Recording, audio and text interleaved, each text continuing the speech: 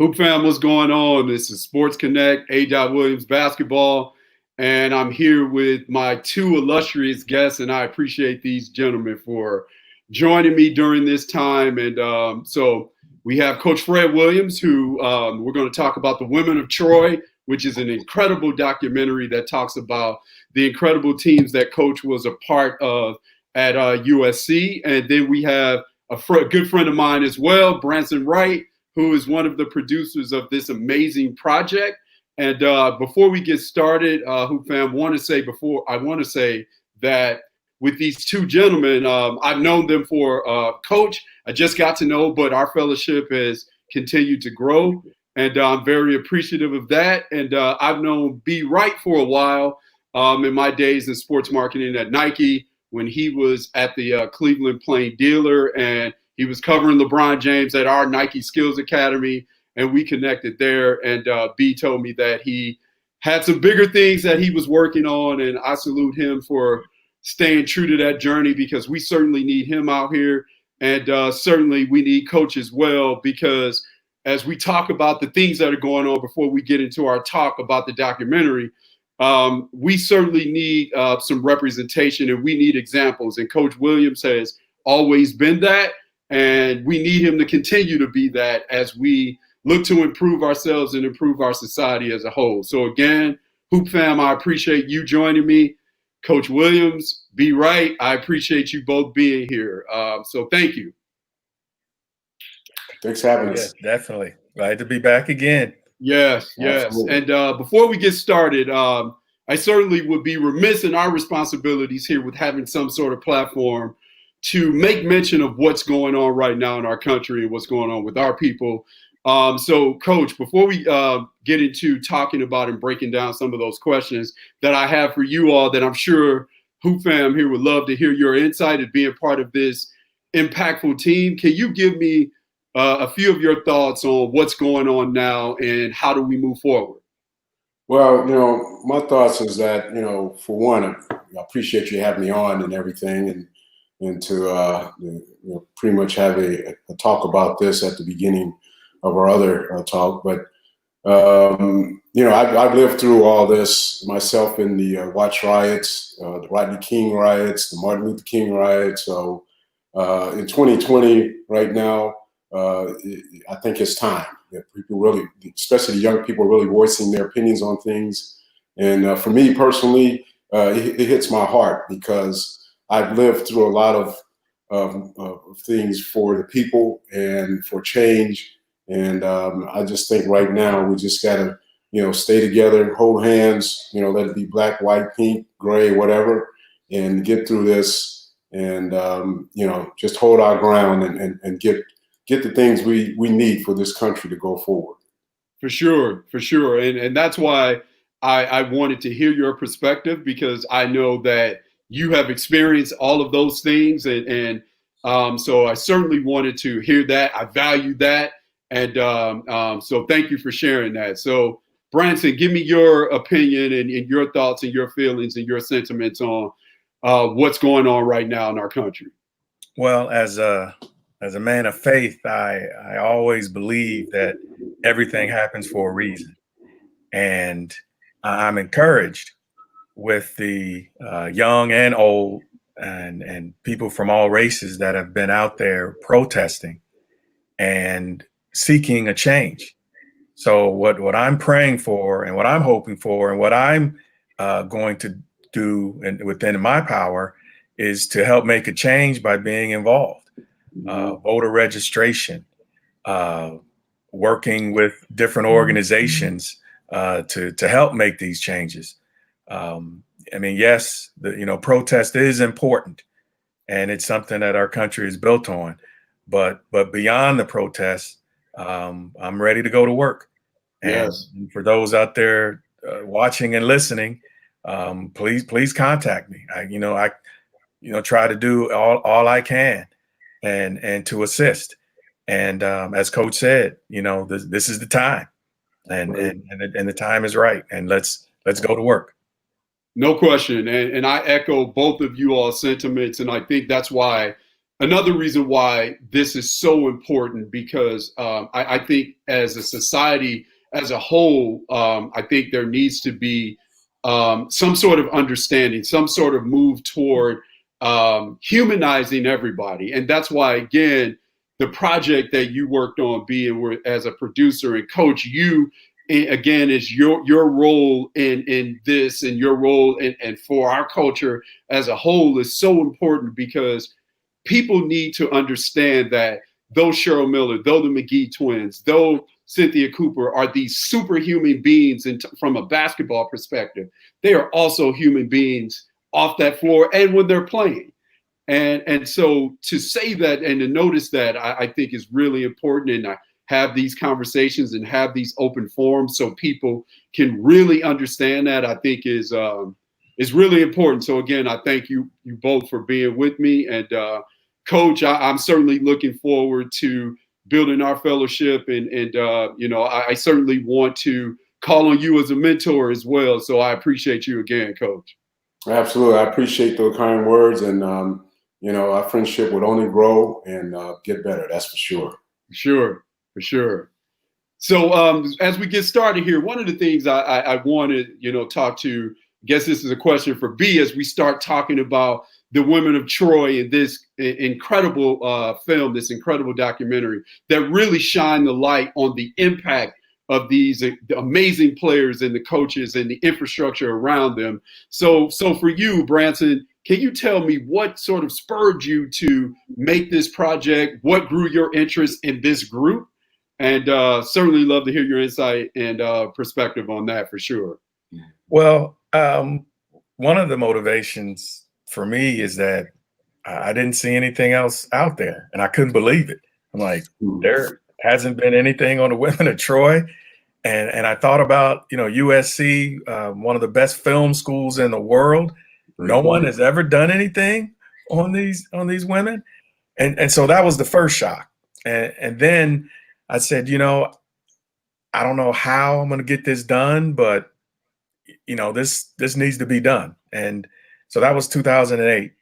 And that's when I called Cheryl and I said, hey, I don't know how this is going to get done, but hey, I just like your permission to pursue it. So she talked with her teammates. They said, okay. And as I started, I called Coach and I got relationship with Paula McGee and just started, developing those relationships. And then my mentor, Gary Cohen, who has done several 30 for 30s, we developed a relationship, and I shared with him, this is something I'd like to do. So through the years, we were working toward this goal, having doors shut on us and, people saying that nobody cares about women's sports and, just all kind of things until HBO stepped up and said, yeah, this is the time, let's do it. Yeah. So, so for you as well, Coach, I'd like to ask you, when you found out that this project was coming to life and when you first heard about it or when you first connected with the creators of this project, and of course, Branson is one of those creators.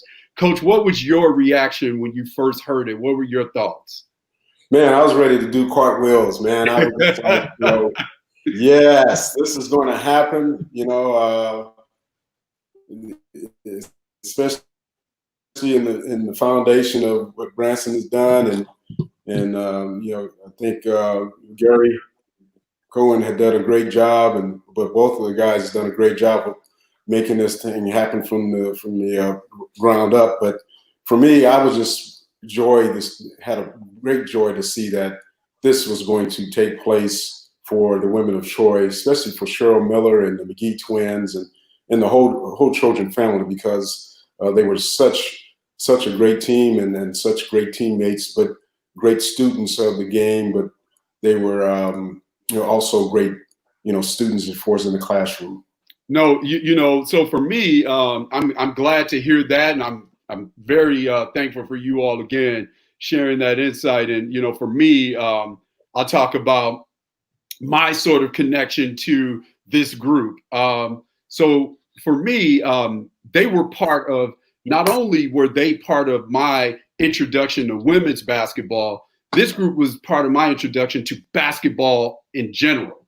And so I was a football, baseball sort of geek and freak when I was growing up.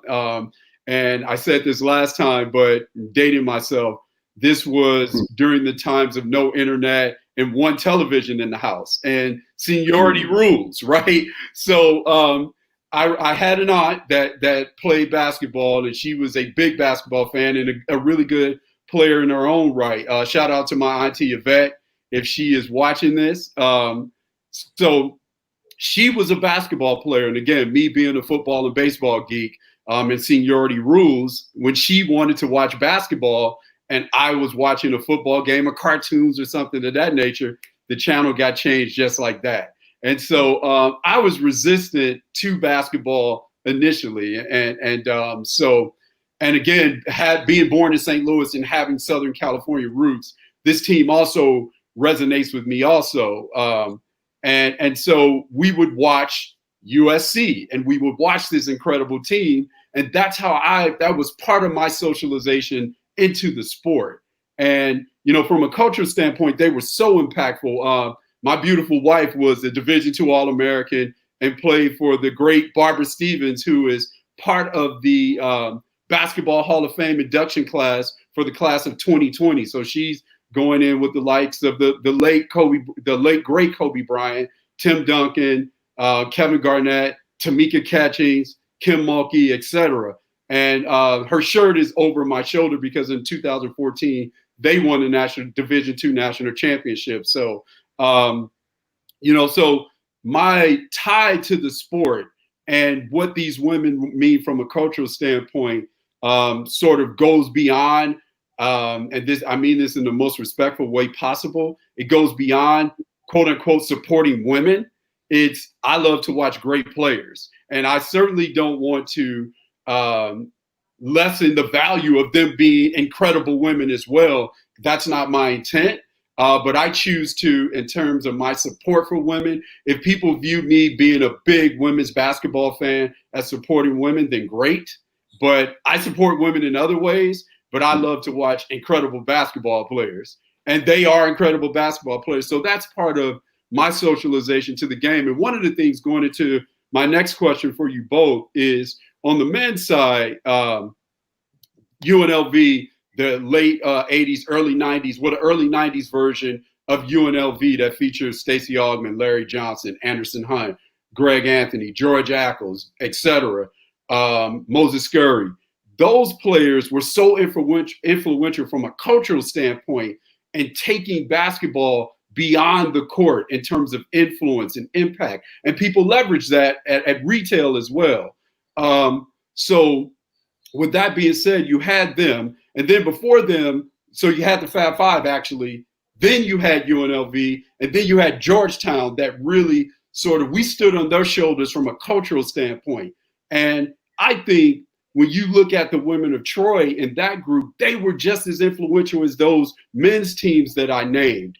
And they should be held in that light and be in that rarefied air as well. So I'll start with you, Coach. If you can give me some insight on your thoughts from the impact from a cultural standpoint that these women that you coached had and continue to have today.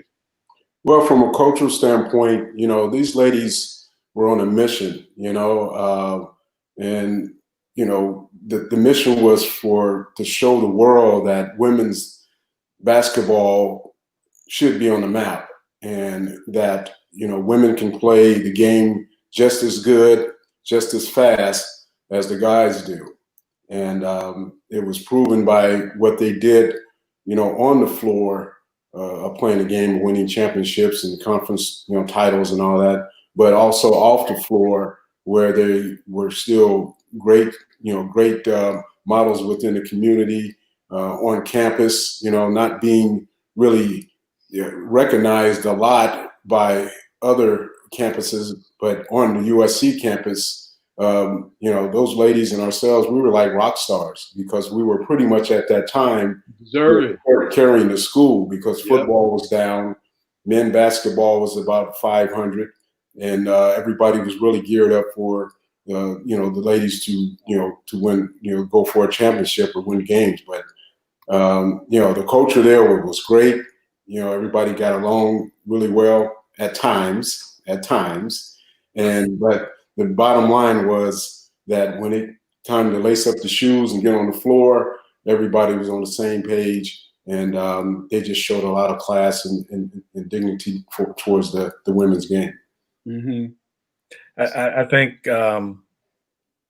for me, it was the first time that, usually girls in high school and in early college at that time, the posters or the pictures they'd have on the wall were of men players. The George Gervin with the two basketballs. The two basketball and sitting on the ice. Exactly. Yes. A lot of women and guys, had those type of pictures. But with this USC team, including myself, I would put I couldn't afford posters, but I could afford magazines, or at least borrow them from the barbershop and get the covers of the Sports Illustrated to put on my wall. And, and other guys did that too. And then when USC, Cheryl or anyone like that were on the cover, you started seeing more of that put on the wall. You started seeing that they had more influence on girls that played basketball, that, okay, not only here's someone that's my same gender, but they also look like me. Mm-hmm. And I'm putting this up on my wall. So, and I tell you, it's really something when, we'd go to the basketball court and play after an NBA game. You'd pretend, you were Dr. J or Gervin or whoever, but you even started hearing guys out there saying, hey, I'm Cheryl, Mm-hmm. hey, I'm putting this move on you like Cheryl. And that just shows you, as you said earlier, that it's basketball, good basketball, no matter the gender, that, you're going to watch it. And this is the first time when someone says you're playing like a girl, that's a compliment. Yeah, right. that's a compliment. Yep. Especially when you look at these women and what they accomplished through those years. Yeah, no question. Again, they were so impactful, and again, being in Southern California and hearing about all the things that Cheryl did, again, that was so. And as much as I grew to love basketball, it certainly ignited a fire in me, and a love affair with this sport that I essentially married. And she and this team is such a major part of what my love affair for this sport. And, Coach, I want to ask you about this. And then, Branson, I certainly want to get your insight on this one as well.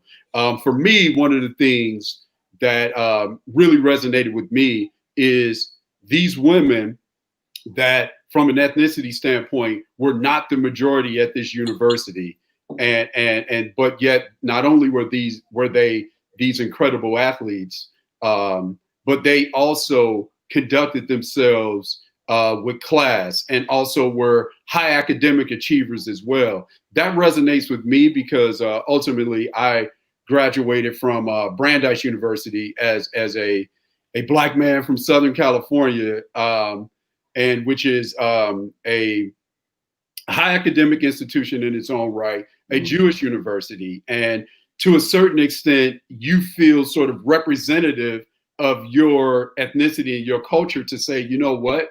Yes, I can come here and sort of do the expected, which is to be a really good athlete. But I can also do the other things as well, which, quote unquote, may not be expected from an academic standpoint, from a how you conduct your business off the floor, and really being a quote unquote citizen of the world. Can you speak to that as well, Coach, for you being a coach of these incredible women that also made it happen academically and off the floor as well?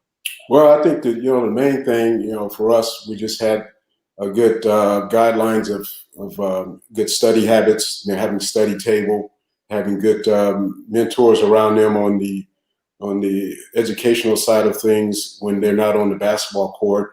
I would always, and Linda Sharp would always tell, the players remember one day we told them at the beginning of the season, hey, let's leave our footprint in the sand.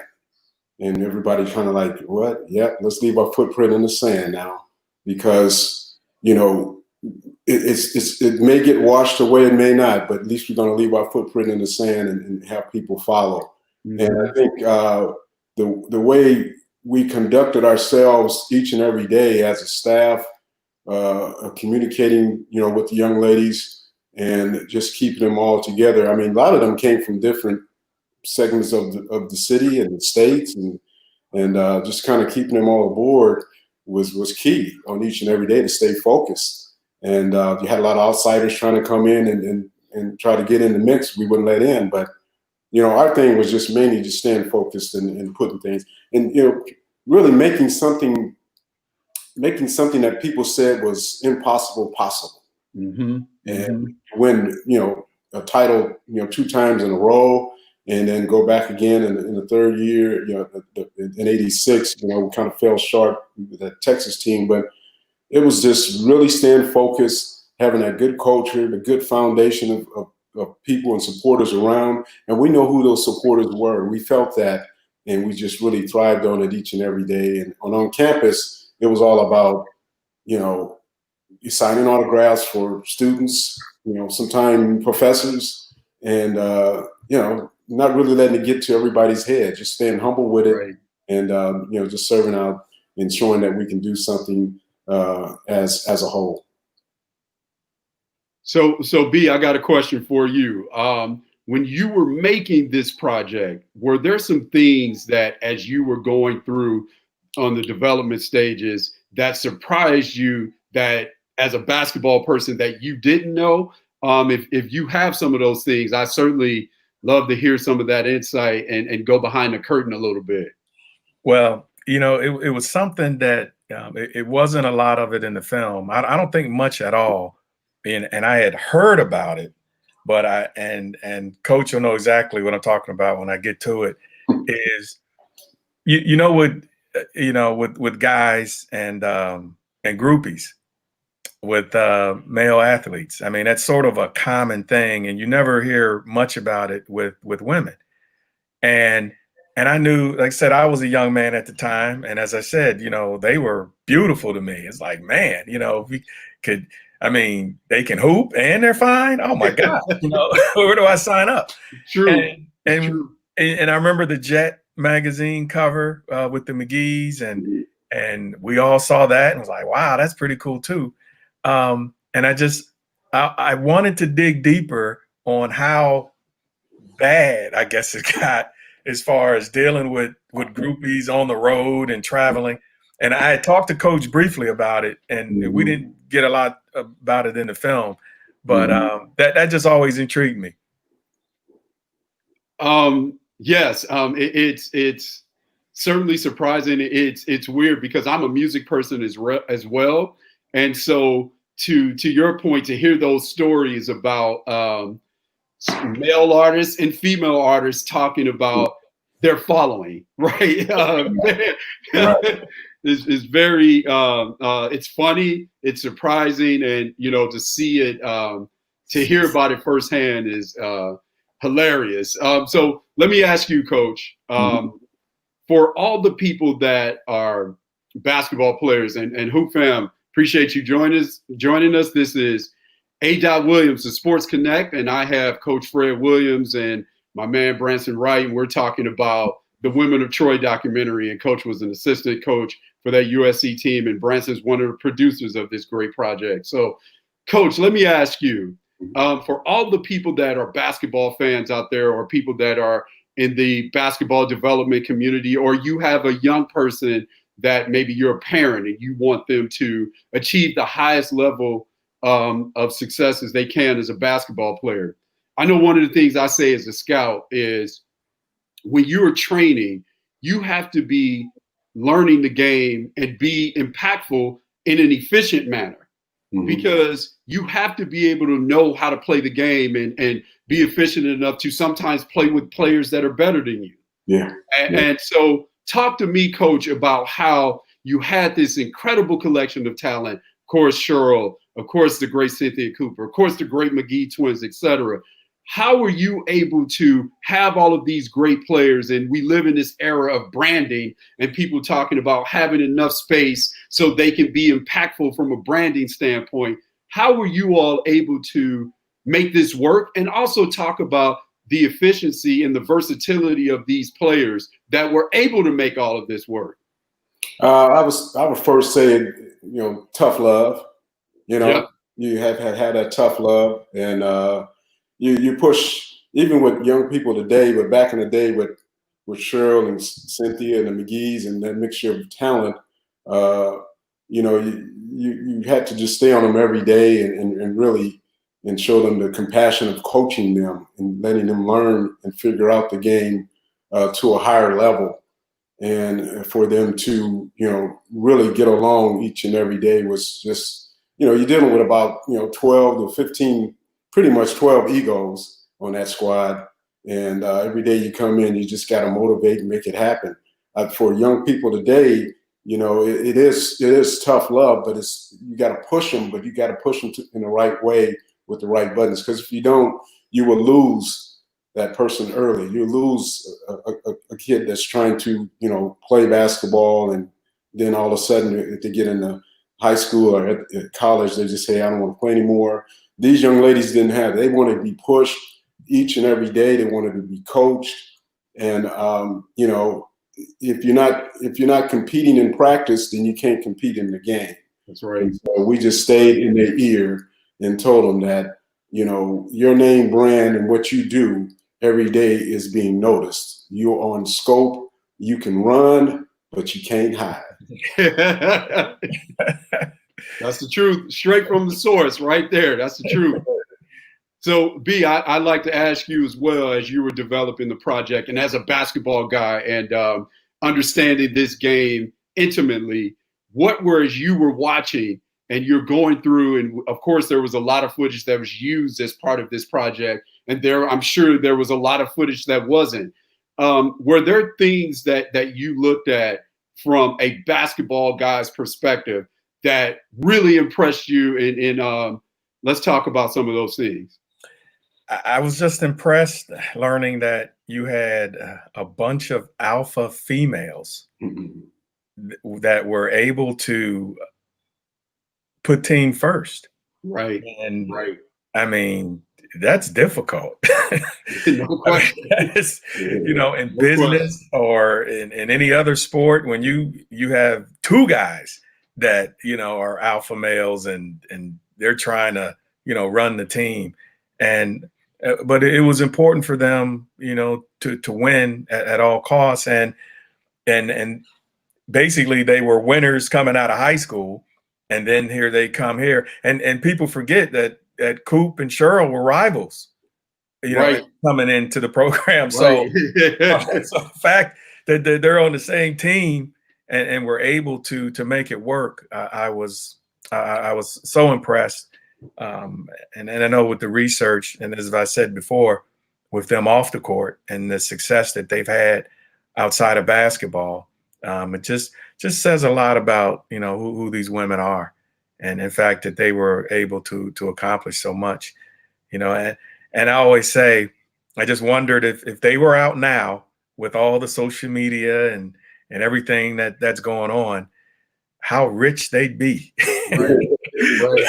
Right. I mean, oh my gosh, they wouldn't have to work another day in their lives if they were born at another time. But I'm just glad that we were able to capture what they accomplished, and and I just enjoyed the ride. I enjoyed the ride living it, and I enjoyed the ride putting this together. That's that, to your point, being able to enjoy the ride both ways, putting it together and living it is amazing. And so, as I watched it again, just so many moments that I want to ask you guys about this. I want to ask you guys about that. There's so much to unpack here. It was so rich in details, and especially when you examine it and you watch it from a multitude of different angles and perspectives. Again, amazing project, and appreciate you, Coach, for opening the door and allowing that access. But as we close it out, one question I have for you both, and I'll start with you, B, on this. As you have this amazing project, and we're in the time that we're in right now, as we are starting to really champion women in athletics and helping that movement grow, and rightfully so. What would you like to see from the perspective of the women's game growing? And what are some of the things that you would like to see implemented that you think would help the game continue to grow? Well, from the outside, I'd like us to, when it comes to excellence, for us to celebrate it. And I think if we celebrate excellence more, I think that will help the game. As far as the rules and things of that nature, I mean, I'm fine with it. Probably being an old school guy, I may say go back to the original ball, but I think in some ways, that could slow things down. And I think it's so unfair that women of Troy didn't get to play with that ball. Yeah. And I think it would have changed a lot of rules and a lot of records. But for me, it's to celebrate the excellence. And I think that brings in new fans. And for the fans that already appreciate the game, I think that'll help them appreciate it even more. Coach, how about you? Yeah, I would echo what BW said on that one, because I think the media has a lot of placement and advancement for women's basketball. It's been shown that for years, and I think the more we can get exposure, like with commercials now and certain things with the internet that we can use. The branding is important for, especially our league, the WNBA, but also for college. But, the more we can give excellent play, great games, great personality of players who are out there representing, women's basketball, the better it's going to be for people wanting to come and be more attracted to it. And that's happening on year in and year out. Has been proven. I think we're going into the 24th season in the WNBA. A lot of people said it wouldn't last 4 years. Now here we are, moving on. But excellence with the media, I always compliment the media for whatever they do. They can give us, let it be good or bad. At least it's media is putting us out there. But most of it is 90% good. And as long as the women keep showing what they can do on the court and keep advancing up, it's only going to get better. No, great perspective. And I thought we were going to get out here, but I actually have a question that someone asked. And we appreciate you, Greg, for that question. So I love to hear your perspective on this before we get out. Is that Greg Popovich? Greg Popovich will have a lot of things to say about right now. So the question is, and I'll ask you this, Coach, and then I want to get your insight and perspective as well. B, do you think dunking the ball and alley-oops will help the women's game? It would help in some aspects. I think the dunk has happened a few times in the course of NBA season, WNBA season. Mm-hmm. Brittany Griner's done it a few times, and Candace Parker's done it. Lisa Leslie's done it. But seeing it consistently, I think it's on its way. It's going to be there. Yeah. But man, the pure joy of this is just seeing the give and go pass, the 3-point shot, but mainly the team play is what it's what this game is all about. But it could help, yeah. But I wouldn't lower. People talking about lowering the rim and all that stuff. No, we don't want to do that. I agree with that wholeheartedly. Let us 10 feet and let us reach the goal, baby. Let's get up there. Right. I agree with that, Coach. I mean, it's just the same thing, the difference of women's softball and baseball. Women's softball, it's a different sport. I mean, still a ball. They still have bats and gloves, but it's a different sport. And I enjoy it being a different sport. And that's the same thing with women's basketball. I mean, sure, there you see an alley-oop or a little bit more dunks. Okay, that's fine. But as long as the other things that I love about the game continues, the pace, the passing, the teamwork and things of that nature, that's what draws me and I think others to the sport. So again, no lowering the rim, no changing or things like that. Just give the sport the exposure that it needs, and as the players continue to improve and just recognize the excellence and keep moving. No doubt. I agree with the sentiments that both of you all just conveyed here. For me as well, I think, and this is coming from not only my experience as a player and a person that considers themselves a student of the game, this is also coming from my experience of once I finished playing, graduated from school, all that stuff. My first job was in WNBA basketball ops, and I also did some NBA basketball ops work in the league office. And one of the things that people have to remember is we are oftentimes people, as Coach just eloquently said, the WNBA is about to start its 24th season. The NBA is in its 80th season, give or take a couple of years. So with that being said, people are comparing the NBA and it's sort of close to its 80th season or its 80th season to the WNBA in its 24th season. Because the reality is we weren't around when the NBA was in its 20th season. And to put that in perspective, when the great Magic Johnson and the great Larry Bird competed in the NBA finals, that was on tape delay.